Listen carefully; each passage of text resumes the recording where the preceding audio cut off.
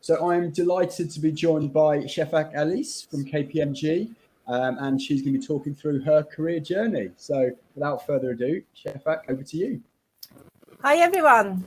As mentioned, my name is Shafak Alice. I'm working as Senior Manager in Data Analytics and Technology Strategy in KPMG. I'm here to explain to you my career journey, not specifically at KPMG, but general, because I want to give you an idea about who can join KPMG. So no matter your background, no matter what you have studied, or no matter your walk of life, we are welcoming everyone to join KPMG. So before doing that, I would like to give you a little bit information about myself, so you understand who I am. I was born in a little town in Middle East a while ago. I'm an old lady. I moved to Sweden as a refugee as a teenager. So it was a quite tough time. It was challenging because I moved to a new country. It was a new language, new culture. And quite soon I understand how important it was to be integrated into the society and learn the language, and most importantly, educate myself. I saw that it was really important for myself. And actually, I graduated with a Master of Science Engineering degree in Applied Physics from one of the top universities in Sweden. Not sure why, but we were not many female students the year I was studying. So, which made me being very attractive to the job market. I could literally choose anything I wanted to work with. So, as a person, I always wanted to make a good impact in the environment. Hence, I wanted to work in the energy industry. So my first role was a nuclear scientist in a nuclear power plant. So what I did there was I was looking into how different nuclear fuel cladding material were corroding in different environments. I did that role a while, and then wanted to try something new. And then I started to work in a photovoltaic solar cell industry, where I was developing new products and ensuring that the products that we already had in place, the efficiency would be improved. So I was a product and process manager there. At that point of time, I had really good work, a job that was paying really well. I was really happy with that, but I wanted to have international experience. So I wanted to see if there was any opportunity abroad, and I had the opportunity to work for one of the top 100 energy companies in the UK, and I moved to UK because of that 2010. So my first, although actually I want to go back, although I was going down in my salary, I was quite happy to do that because I was going to get that experience that I wanted to have. So my first role was as a data analyst. And just after 6 months, I was promoted and I became as business engagement lead. So my role there was ensuring that IT was delivering projects that was fit for purpose for the requirements that business needed. So I was somehow the police officer ensuring that everything was delivered as expected. And I took several roles as business development lead in their marketing and trading unit. I took business analyst and project manager role. After many years there, I decided that I want to do something new. And then at that point, I said, okay, what do I want to do?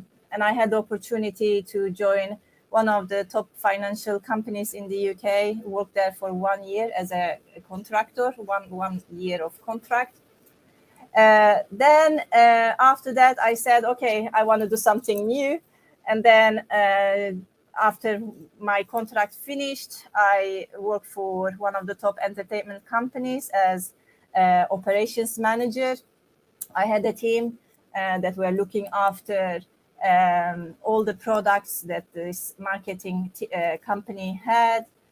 We were ensuring that we were top of the market, and we had the top technologies.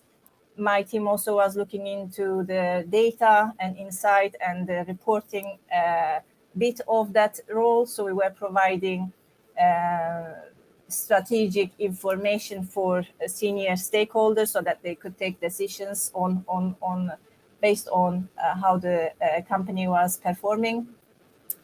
So after doing that around 3 years, I just decided, okay, I want to do something new again, because I again had learned the role and job. I wanted to have something more challenging. And little bit thinking about it, I said, okay, I cannot just change roles and companies all the time. And that's the time when I thought, okay, maybe consultancy is the best way to do. Hence joined KPMG as a manager end of 2019. I actually recently was promoted to senior manager. I'm just going to explain to you what it is like to be consultant. It is great role that I actually, it is fulfilling me. So as a consultant, in data and analytics and technology strategy, I provide organizational, strategic, and technical advisory services for our clients.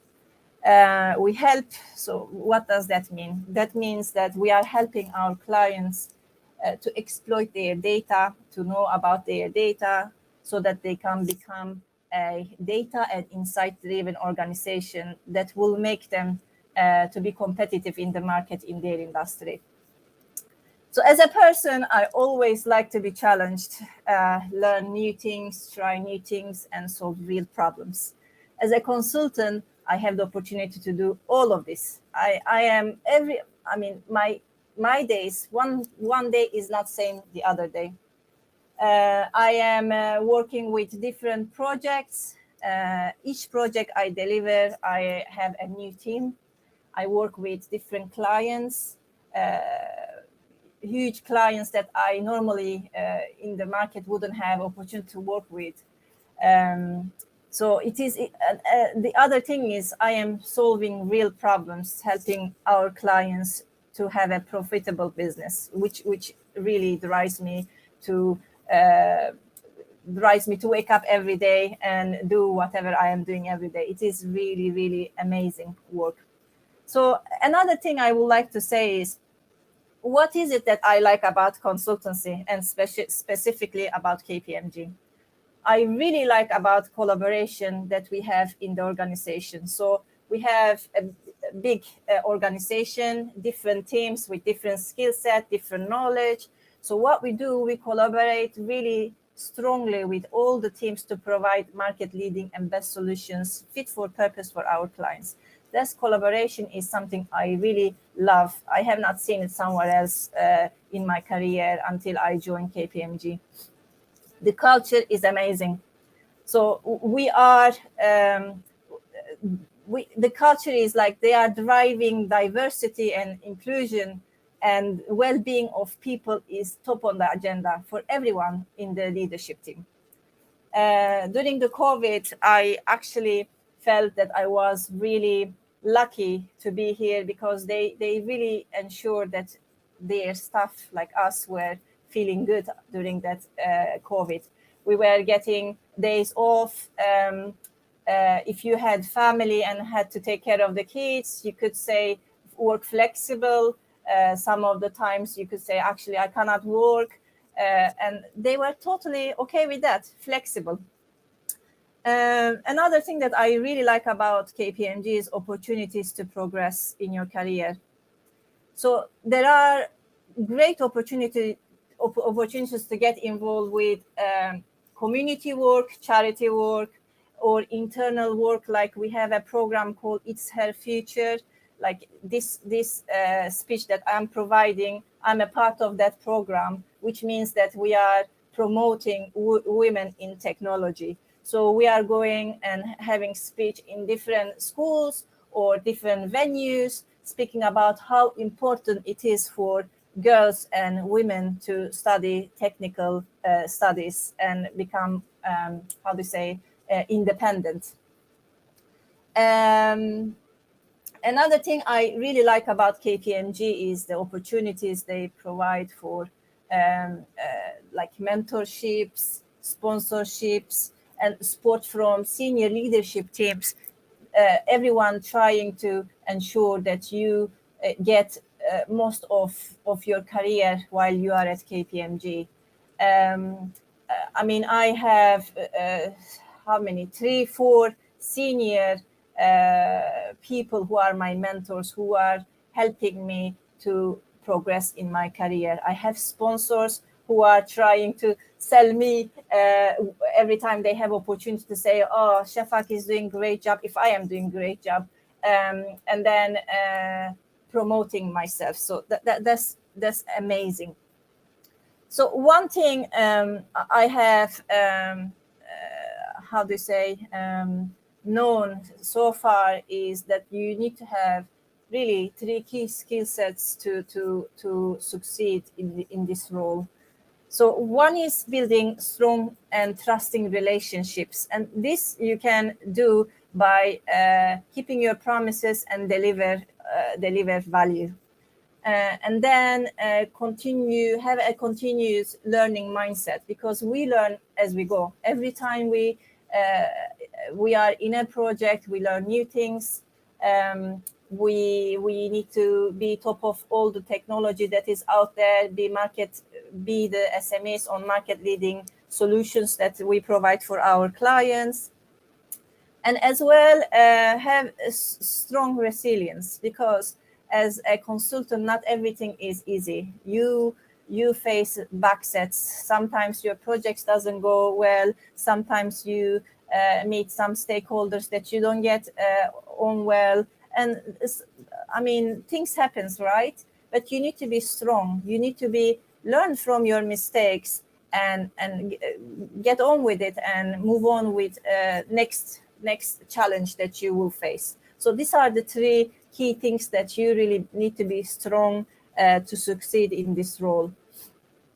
So there is, I mean, when I joined KPMG, I had around 13 years of industry experience, but we have many ways that people can enter KPMG. We have apprenticeship programs, we have graduates programs, we have people that can be joining summer programs, or if anyone knows you and really I mean, if somebody says this person is really good, why that person doesn't come in and work for us a couple of months during summer or winter or whatever it is, you could also get in through recommendations. And that's being said, you need to go through some interviews and do some tests, but that's the, I mean, what I'm trying to say is we are welcoming everyone from all backgrounds and all walk of life, literally. We have graduates that have studied, I don't know, art, but they are doing data and analytics apprenticeship or graduate scheme, which is quite technical. So during the graduate schemes, we provide lots of training opportunities. So some of the graduates that are in our team at the moment, they are doing an apprenticeship program that makes them to become like data scientists. So during 2 years, they do all their courses, and once that is finished, they become like data scientists and they get their graduations. And once they finish their graduation program, they also have plus another thing in their CV saying, I am also a data scientist.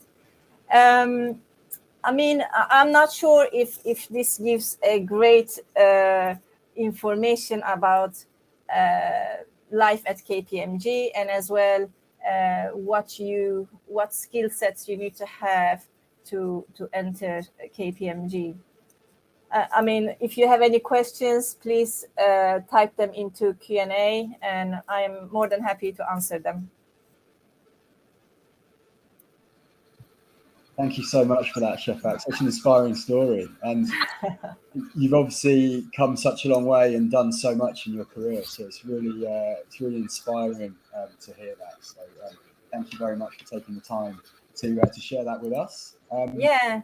What I want to try to say is everyone can succeed. I really had tough upbringing and tough times when I was younger or child. But it's not a showstopper. You just need to work hard and know what your end goal is, aim towards to it, and everyone will make it. It's not about someone is smarter than the other or someone has a different background than the other. It's more about what you want to do and how hard you work to get there. That's the most important part of succeeding. Yeah, that feels like such a good message from today. Just to take away.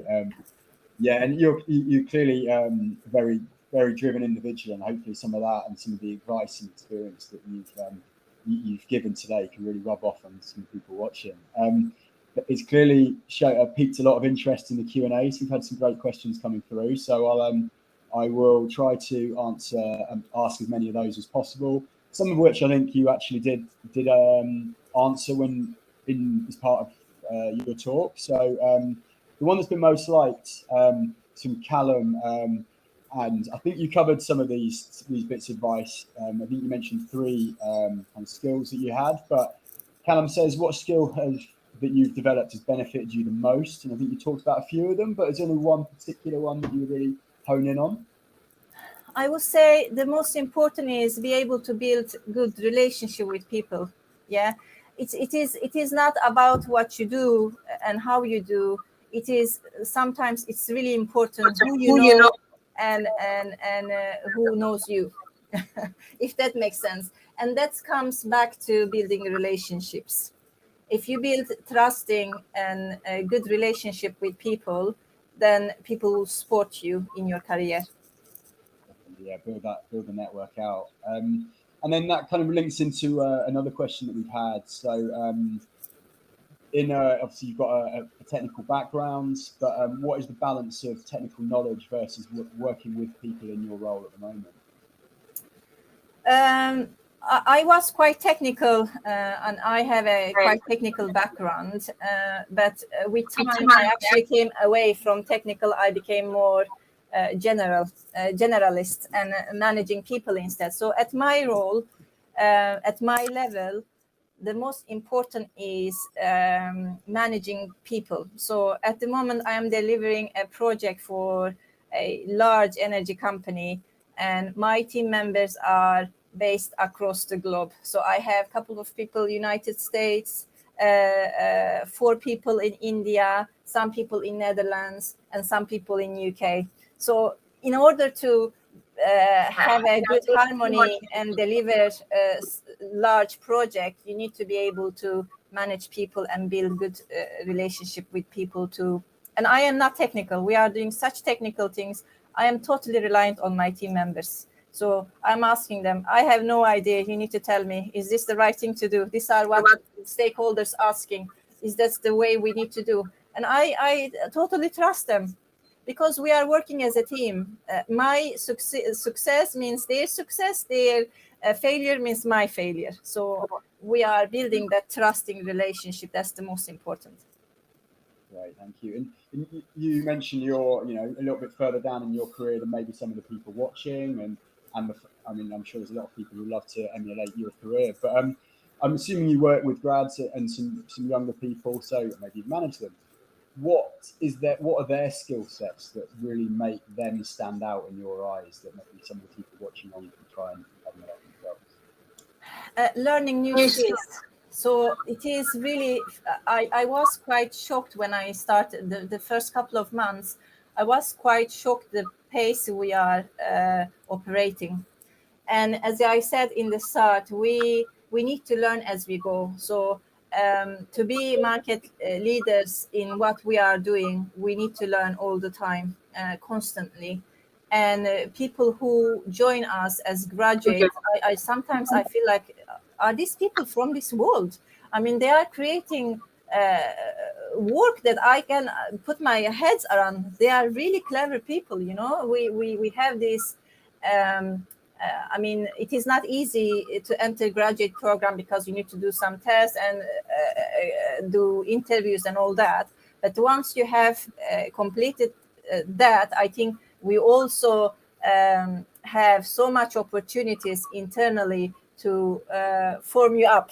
So we have great opportunities, like we have courses to do project management. So you learn during a couple of days, you go to that extensive course, and then after that you are amazing project manager.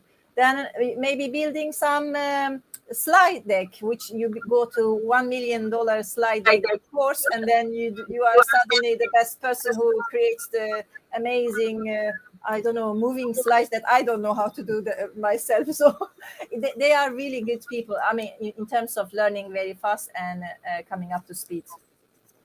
Yeah, and really good insight. Thank you. And it sounds like it sounds like if you have some of those showcase some of those skills as a placement or a graduate, then you can progress. And there's a question here. You know, your progression, it sounds like, came from other industries and other companies, but what is the room for progression that you see at KPMG for someone starting on the placement or graduate scheme? So we have graduate scheme, which is, I believe it is 2 years. So during that 2 years, every 6 months they progress. So we have checkpoints, and if they have if they have completed whatever they had to complete for that period, and they have good feedback from each engagement they have been involved with, then they move a step, further. And then after 2 years' time, we hire them as D grades, which is not manager, but under manager. What is it called again? Totally blanked, but we hire them as sporting managers, if that makes sense. Okay, thank you. Yeah, we've got a great question from Timmy that's come in. So Timmy, thank you so much for this. So what advice would you give to someone thinking of joining KPMG? You need to be confident, really confident, and know what you want. And do your homework, because that's what you need to do. You need to first pass. And as I said before, no matter background and what you have studied, people enters. I mean, I am working in data analytics and technology strategy team, and we have people who have studied art, people who have studied politics, and they are in the which is not technical background, if that makes sense. So if you meet some criteria, all the criteria for graduates, and pass your exams to enter the graduate program, we welcome everyone. Right, thank you. And a couple of things I was really interested about from what you were talking, when you were talking. So you mentioned that I think you've got a lot of mentors and supporters and people who help you out and maybe have helped you move through your career. Is that available to graduates? And how would you recommend that a graduate would find a career mentor? It is available for graduates. It is available for everyone. So myself, I entered the Female Future Talent Program, and through that I was allocated some senior, senior people in the organization to mentor me. But there is mentorship program for everyone, no matter where you are or what level you are. And that is that a formalized thing within KPMG? Yes, yes. Amazing, really good. And then another thing that I was really interested in as well, you mentioned that some of the projects you've worked on, I'm guessing mainly client facing, some haven't gone so well. So how do you and the clients cope with projects that haven't gone so well? And how do you make sure that actually the client is ultimately happy? So projects will always go well in the end, because you are not the only one in the project. You have safe keepers. So if you see that something is not working or doesn't progress as you need them to progress, you escalate to your engagement leader. An engagement leader from there, if say, just this is an example, yeah. if it's a technical solution we are providing and something is not working, maybe the connection between whatever we are trying to put in place is not working, and it's delayed, and the timeline that we were supposed to hit, we are not hitting, then you escalate. You escalate to your engagement leader, and then from there, as I said, collaboration at KPMG is one of the strong things that we are really good at. Everyone from anywhere in the business will just jump in and support you to progress. So that's the bit that makes you not to fail. Something that can fail is the how they say relationship building. Maybe one person doesn't get along with the client, then we change the people so that that role is fit for purpose for the client, if that makes sense. Yeah, no, definitely. Yeah, thank you very much for the insight there. Another question from Timmy, actually. So thank you very much, Timmy. So Timmy's referring to the interview process and asks how you would recommend being confident, which I'm sure is a very important trait to show in the interview, without coming across as arrogant. So have you got any advice for Timmy? Oh, that's really important. You need to come across confident, but not arrogant. I don't know.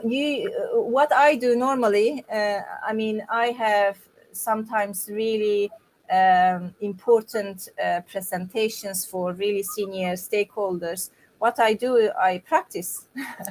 I do presentation to my husband, to other people, and to get their views on how did it sound, is it sounding, and have some people in the organization that you can do this with. That's the, again, coming back to building good relationship, because you will need people to go back to ask some feedback, get their input if you're not sure about things. So it's always good to build that network. And again, coming back to your question, practicing. But yeah, I think it's really nice to hear that you think that someone who's senior within the company and has got a lot of experience, takes all these things in their stride. So it's really nice and refreshing to hear that you have to practice and rehearse. Yeah. Oh, yeah. Everyone. No one's the finished article. There's still a lot. No, definitely not. Improvement. Great. And then I'm just conscious of time. So potentially one last question. You mentioned right at the beginning that as a female in STEM, there weren't many, and there was a lot of opportunities. So has that changed at all? And I guess what bit of advice would you give to any to females watching on about how to succeed in a career in STEM? It is really important to have some mentors that support you, and you as a person, you need to know what you want, and as a female group, we need to support each other. I know it is really important that I support other female people in the organization to succeed. I will provide them advices. I will tell them things that has worked for me maybe works for them. That what has worked for me maybe will not work for other people. At least they know that there are options. And try to support each other. Mostly you need to know what you want. And as a female in a technology era, I think we need to progress in that. Many female or girls doesn't want to study something technical because they think it's too difficult or too, I don't know, technical. I think we all could do, Great, and it's so great that you are so supportive of future people coming through as well, and being on a session like this hopefully is really helpful. We've had it's not even a question, but a comment from Joyce coming through. So Joyce says, thank you, really appreciate the whole presentation. So you clearly resonated with the audience. So thank you so much. You're welcome. Very conscious of the time, but it's been such an inspiring half an hour. So we really appreciate your time and talking to us. And we hope that it inspires other people to follow in your footsteps. I hope it will. Thank you so much. Thank you. Okay, thank you very much. Bye, everyone. Bye. Bye-bye. Back on the main stage.